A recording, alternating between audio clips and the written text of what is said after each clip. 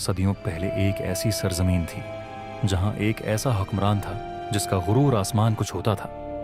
وہ صرف بادشاہ نہیں تھا بلکہ خود کو رب کہنے تک کی جسارت کرتا تھا۔ وہ اپنی قوم سے کہتا تھا، میں ہی تمہارا سب سے بڑا رب ہوں، میں ہی تمہارا سب سے بڑا رب ہوں۔ لوگ اس کے سامنے اس قدر جھک چکے تھے کہ اس کا حکم ہی ان کے لیے سچائی بن گیا تھا۔ مصر اس زمانے میں دنیا کی طاقتور ترین سلطنتوں میں شمار ہوتا تھا۔ دریائے نیل کے کنارے آباد شہر خوشحالی سے بھرے ہوئے تھے، کھیت سرسبز تھے، بازاروں میں رونق تھی اور بلند و بالا محلات اس کی طاقت کی نشانی تھی۔ لیکن اس طاقت اور شان و شوکت کے پیچھے ایک ایسا ظلم بھی چھپا تھا جس کا نشانہ بنی اسرائیل کی قوم بنی ہوئی تھی۔ انہیں غلام بنا دیا گیا تھا۔ ان کے مرد سخت مشقت کرتے، پتھر اٹھاتے اور محلات تعمیر کرتے۔ ان کی زندگیاں تھکن اور محرومی میں گزر رہی تھیں۔ فرعون جانتا تھا کہ اگر کسی قوم کو ہمیشہ دبائے رکھنا ہو تو اسے کمزور رکھنا ضروری ہے۔ ایک رات فرعون نے ایک عجیب خواب دیکھا۔ اس نے دیکھا کہ بیت المقدس کی سمت سے ایک آگ اٹھتی ہے جو مصر کے گھروں کو اپنی لپیٹ میں لے لیتی ہے، لیکن بنی اسرائیل کے گھر اس سے محفوظ رہتے ہیں۔ یہ خواب اس کے دل میں خوف بن کر بیٹھ گیا۔ اس نے فوراً اپنے دربار میں نجومیوں اور کاہنوں کو بلایا۔ جب انہوں نے خواب کی تعبیر بتائی تو ایک چونکا دینے والی خبر سامنے آئی۔ انہوں نے کہا کہ بنی اسرائیل میں ایک ایسا لڑکا پیدا ہوگا جو ایک دن تیری حکومت کے خاتمے کا سبب بنے گا۔ یہ سن کر فرعون کا غرور خوف میں بدلنے لگا۔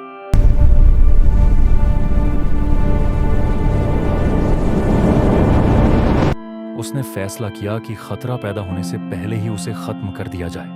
چنانچہ ایک ظالمانہ حکم جاری ہوا کہ بنی اسرائیل کے ہاں پیدا ہونے والے ہر نوزائیدہ لڑکے کو قتل کر دیا جائے۔ یوں مصر کی گلیوں میں ظلم کا ایک نیا دور شروع ہو گیا تھا۔ بے شمار ماؤں کی گودیں اجڑ گئیں اور معصوم بچوں کی زندگیاں ختم کر دی گئیں۔ اسی سخت زمانے میں حضرت موسیٰ علیہ السلام کی ولادت ہوئی۔ ان کی والدہ ہر لمحہ خوف میں رہتی تھیں کہ کہیں سپاہی آ کر بچے کو نہ لے جائیں۔ اسی پریشانی کے عالم میں اللہ تعالی کی طرف سے انہیں ایک ہدایت دی گئی۔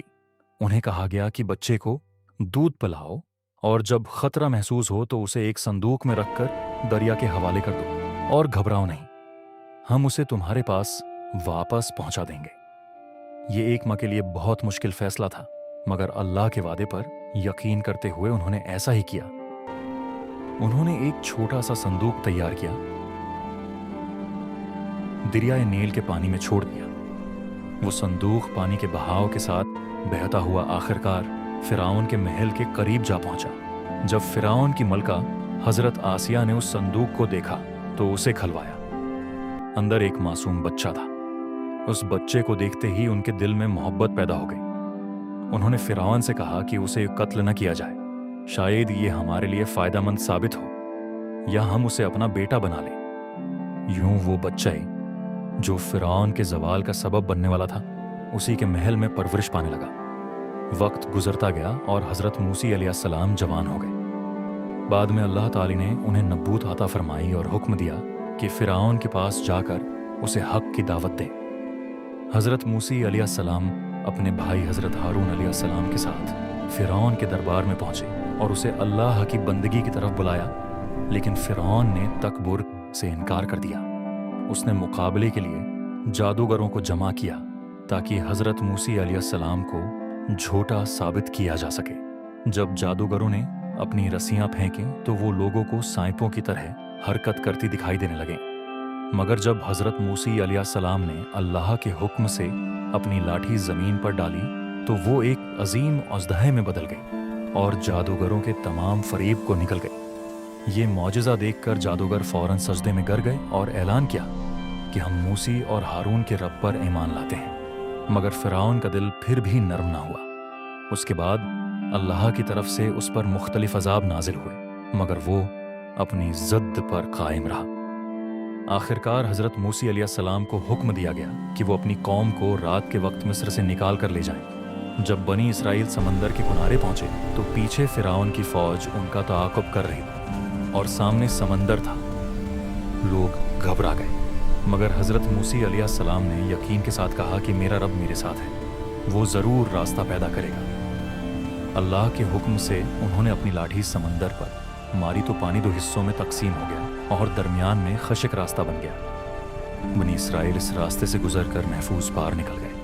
جب فرعون اپنی فوج کے ساتھ اسی راستے میں داخل ہوا تو اللہ کے حکم سے سمندر دوبارہ مل گیا اور پانی کی لہروں نے سب کو اپنی لپیٹ میں لے لیا۔ ڈوبتے ہوئے فرعون نے ایمان لانے کا اعلان کیا، مگر اس وقت اس کا ایمان قبول نہ کیا گیا۔